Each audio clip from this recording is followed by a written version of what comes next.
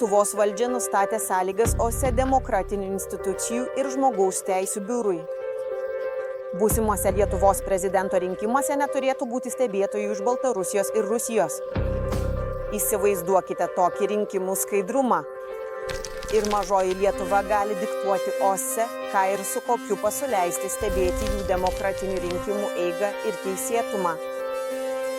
Mes suteikėme platformą prezidento kandidatams Lietuvoje. Kas vyksta, ką galvoja kandidatai apie rinkimų procesą prezidentą Nausėdą. Taip pat valymas prieš kovą. Lietuvos valdžia ruošia gyventojus į kovą už Amerikos didybę.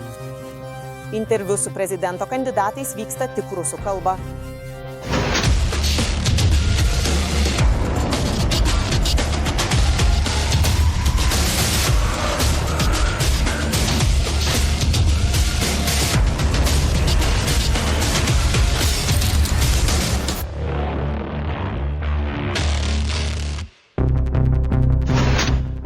Prezidento rinkimai Lietuvoje vyks gegužės 12 dieną.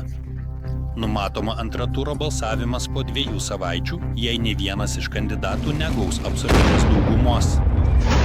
8 kandidatai – prezidentas Gitanas Nausėda, premjerė Ingrida Šimonytė, NATO generalsekretorius Gediminas Jaugelis, sveikatos apsaugos ministro patarėjas Eduardas Vaitkus. 4 kandidatai iškrito nepasiekę 20 000 parašų. Labas, Arūnai.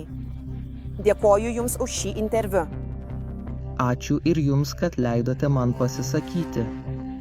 Tačiau atsiprašau, jau šiek tiek praradau gebėjimą kalbėti rusų kalba.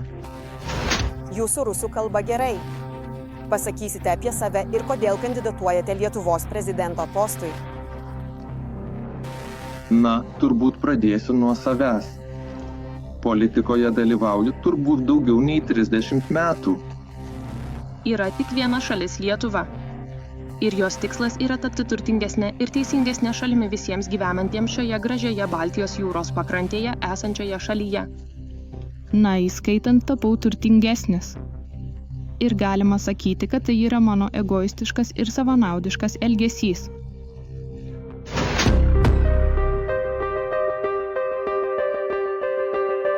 Arūnas Rimkus buvęs prezidento kandidatas, savanoris, amžių 61 metai. Respublikinės Šiaulių ligoninės psichiatras, buvęs Šiaulių miesto savivaldybės tarybos narys, youtuberis. Pašalintas dėl parašų trūkumo rinkimuose. Gerai. Jei vertinate dabartinio Lietuvos prezidento Gitanos Nausėdos politiką, dabartinės vyriausybės Ingridos Šimonytė veiklą, ar iš savo perspektyvos pastebite kokius nors trūkumus? Na, jei aš matyčiau, kad jie viską daro gerai ir man viskas patiktų, aš nebūčiau žengęs šio žingsnio į priekį. Todėl man labai nepatinka tai, ką jie daro. Tai manęs labai erzina. Ir prezidentas, mūsų vyriausybė, taip pat ir kiti svarbus asmenys. Man labiau domina, kaip aš pasakiau, kaip mes galėtume tapti turtingesni. Mano asmeninė nuomonė yra tokia, kad vyriausybės veiksmai daugiausiai skatina įmonės, kurios mažina Lietuvos gyventojų turtą ir tai gali turėti neigiamą poveikį Lietuvos ekonomikai bei visuomeniai apskritai.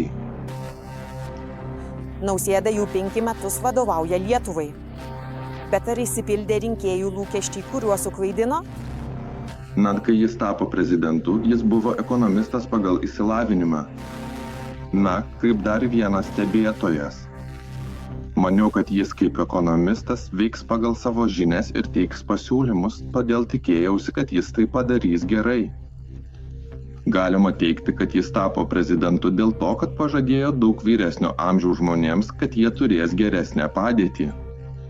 Taigi galima sakyti, kad jis yra populistas, nes siekia pritraukti plačiąją visuomenę savo pažadais. Ir tai, ką jis moka daryti, tai jis sako populistiškai. Tačiau siekiant pagerinti šių žmonių padėtį, tai nėra tinkama situacija, Arūnai. Lietuva yra laisva ir demokratiška šalis, kurioje jie tikrai turėtų jaustis geriau. Ar tai ne populizmas? Ar galima viešai kalbėti tai, ką laikai teisingai? Ar Lietuvoje yra cenzūra? Yra tokia savireguliacija, kuri yra svarbi, efektyvi ir naudinga visuomeniai. Kaip ir kiekvienam, taip ir mums negalime visas mintis išsakyti iki smulkmenų, nes tai neįmanoma mūsų ribotų sugebėjimų ir žinių apie viską sumanyti. Mes tik dalinai išreiškėme mintis, nes negalime išreikšti visko, negalime pasakyti kiekvieno žodžio. Ir aš apie save pasakysiu atvirai, kad medicinoje taip pat yra svarbi ir įdomi sritis. Na, dalykai, kurie nėra labai geri. Galvoju, kam man kalbėti ar šaukti, jei aš priklausau nuo to, kas bus geriausia sprendimo ir kaip tai padaryti. Iš mano viršininkų į sveikatos apsaugos sistemos pasakojimų. Mano padėtis nepagerės dėl to, kas įvyko anksčiau. Keičiant šiuos blogus dalykus mažai. Suprantu, kad tai yra labai sudėtinga suprasti. Taigi kitaip kiekvienas turėtų laikyti savireguliacijos. Taip. Ką pakeistumėte prezidentu? Kokių problemų nepastebėjo vyriausybė? Pavyzdžiui, ar yra prieinama medicina ir koks yra vidutinis lietuvių gyvenimo lygis šiuo metu? Na, tai buvo skaudi tema, norėčiau pasakyti. Per abu pandemijos laikotarpius Lietuvoje, mano nuomonė, situacija buvo iš esmės visai gerai. Tačiau po COVID-19 situacija labai pasikeitė ir žmonių galimybė gauti medicininę pagalbą tikrai smarkiai pablogėjo dėl pandemijos poveikio. Pinigai nėra labai efektyviai išdėlioti ant vežimėlio paviršiaus. Dabar netgi šeimos gydytojų problema ir galiausiai jūs vyriausybės dalis. Kol kas sveikatos apsaugos ministerija nepasiėmė jokių veiksmų, kad tai daryti geriau, tačiau tai gali pasikeisti ateityje. Žmonės, kurie gauna vidutinį atlyginimą, moka mokesčius daugiau nei 50% savo atlyginimą. 2 kambarių butas. Žiemą, pavyzdžiui, tai gali kainuoti apie 8–10 eurų už šildymą šaltuoju metų laiku, priklausomai nuo kuro kainos ir buto izoliacijos. Nepriklausomybės laikotarpiu daugiau kaip 1 milijoną žmonių išvyko.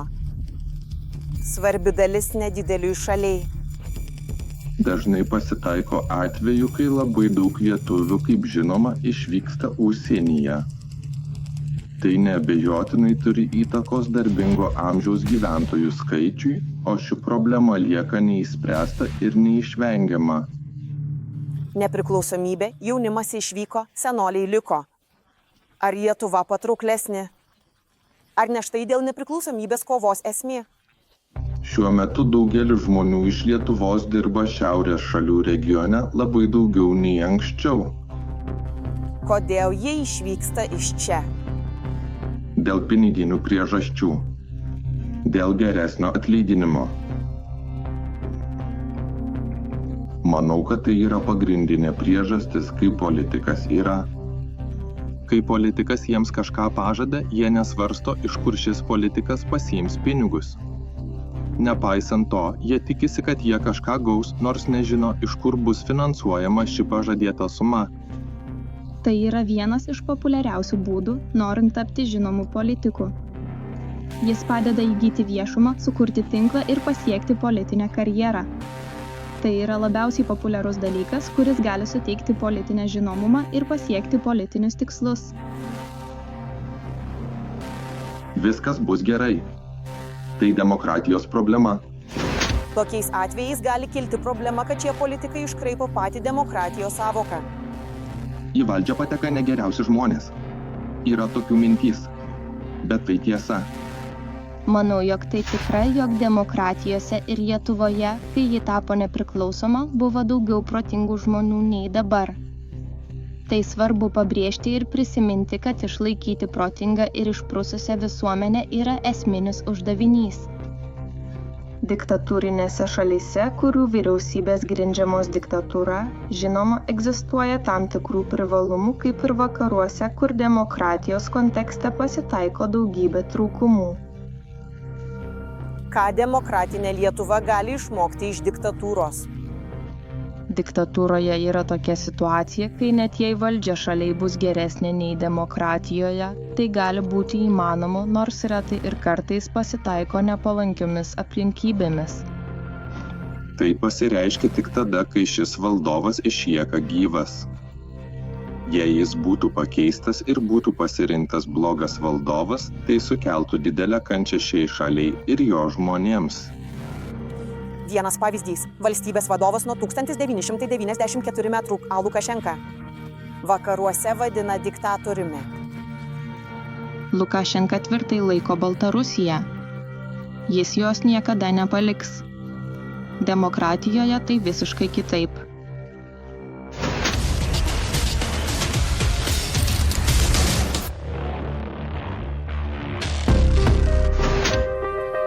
Diktatūra ir demokratija ne tik politologijos vadovėlio terminai medijų atžvilgiu.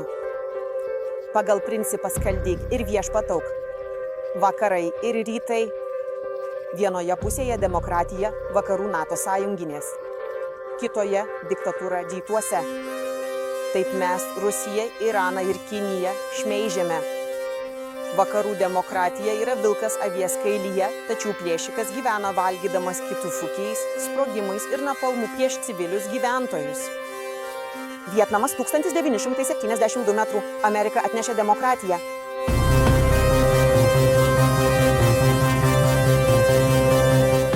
Mergaitė.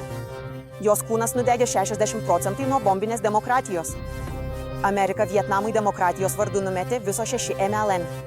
727 000 bombų. Dar Jugoslavija, kuri autoviai su koalicija kovojo su diktatūra, mėtė bombas į gimdymo namus. Afganistanas, Libija, Egiptas, Irakas, Sirija. Apie tai žino Afrika, turtinga išteklių, bet daugiausiai varginga, nes viską už nieką grobė Amerika. Koloninė demokratija ir spaudos mašina daro stebuklus. Investuok $1 į 10 politikų, jie atiduos tiek išteklių, tiek žemės. Tai vergų kapitalo ir oligarchų demokratija. Jie patys užsako terminus iš ideologų, o tada vykdo tarsi taikos misiją, siekdami pašalinti taip vadinamus diktatorių šalių ir ten įdiegti lėlių demokratiją. Valdžia šiose šalyse nebeskuba, vangiai veikia, tai nelaimė. Nelaimė valstybei ir žmonėms, bet ne jų taviai ir jų lėlės politikams, kurių santykiai klostosi kaip tarp kiaulių, tarp koryto ir gyvulių. Mes aiškiai stovime su Amerika, nes tai vis dar galinga šalis, su kuria reikia nuolat dirbti ir tiesiog būti kartu, kad nieko blogo neįvyktų. Ir taviai yra svarbi partnerė ir tarpusavio bendradarbiavimas yra būtinas visų interesų labui. Kieno muzika šoka Lietuvoje? Ką reiškia daugiau Amerikos Lietuvoje? Pasiūlymai dėl Suvalkų koridoriaus? Kitos serijos epizode pasakys buvęs NATO generalinio sekretoriaus pavaduotojas Gediminas Jaugelis. Su jumis buvo Jekaterina Tichomirova.